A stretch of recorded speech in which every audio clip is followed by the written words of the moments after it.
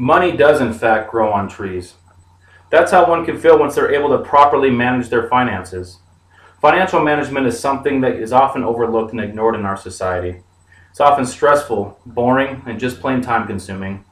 Today I'd like to talk to you about the basics of financial management, just to give you an idea of how you can make your money work for you. Managing your personal finances doesn't mean you have to be a math genius. There's plenty of software out there for the layperson to use to help organize their finances. Software like Quicken and QuickBooks are the most commonly used and are basically just a giant checkbook register. Some of the software can even link to your bank and credit card accounts and pull information directly off of your accounts and plug it into your software just in case you made a mistake or missed anything. These programs also give you a breakdown of where and how much you are spending each month and can use the data that you plug into it to create a customized budget for you. Using software such as this is a great first step to organize finances and to see where you're spending your money each month and eventually make adjustments.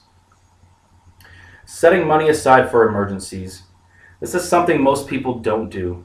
According to Gail Cunningham, spokeswoman for the National Foundation for Credit Counseling in Washington, D.C., a lot of experts now recommend that everyone keep 9 to 1 year's worth of income in an emergency account in case of job loss. This is hard to fathom for most people, but with simply putting in a little bit at a time into a savings account, this can easily be achieved.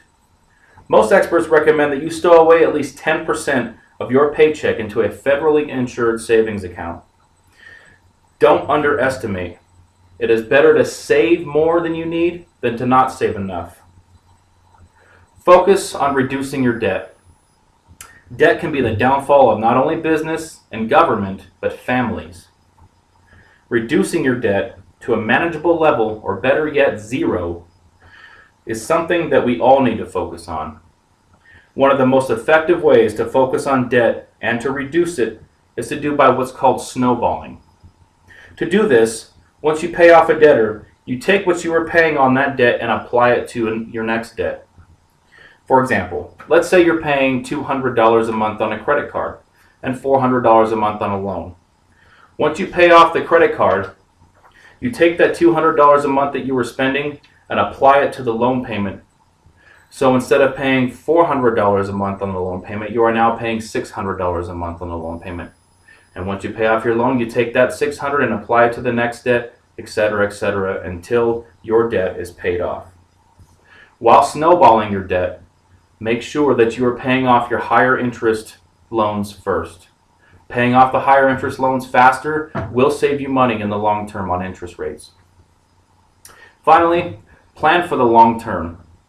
To plan for the long term means to set yourself up for a good retirement. Most people our age don't focus on retirement, but focusing on that now will set you up for a great retirement in the future.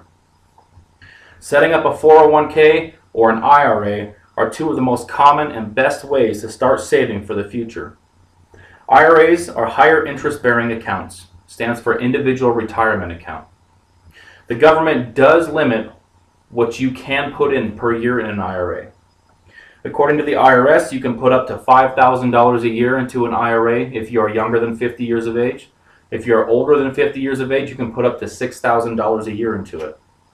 But to save $5,000 a year until retirement age is going to add up to quite a bit of money, even before interest is figured into it. A 401k are a little bit higher risk investment. 401ks are based mostly off the stock market. The money that you put in is put into stocks, and based off the stock market is how your 401k is going to react. So depending on how the stock market is going will directly affect your 401k.